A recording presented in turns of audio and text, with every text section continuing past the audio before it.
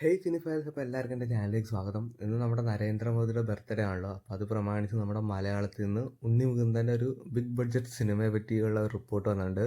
മാ വന്ദേ എന്നാണ് സിനിമയുടെ പേര്. അങ്ങനെ നരേന്ദ്രമോദിയുടെ ഒരു ബയോപിക്കാണ് ഈ സിനിമ. നമ്മുടെ ഉണ്ണി മുകുന്ദൻ നായകനാവുകയാണ്. അപ്പോൾ ആ സിനിമ നമ്മുടെ ഒട്ടും തന്നെ അൺഎക്സ്പെക്ട് ചെയ്തില്ല ഇങ്ങനെ ഒരു പ്രൊജക്റ്റ് ഉണ്ണി മുകുന്ദൻ ചെയ്യുമെന്ന്. കാരണം നരേന്ദ്രമോദിയുടെ ബർത്ത്ഡേക്ക് തന്നെ ഒരു ഗംഭീര പോസ്റ്റർ തന്നെ ഇറക്കിയിട്ടുണ്ട്.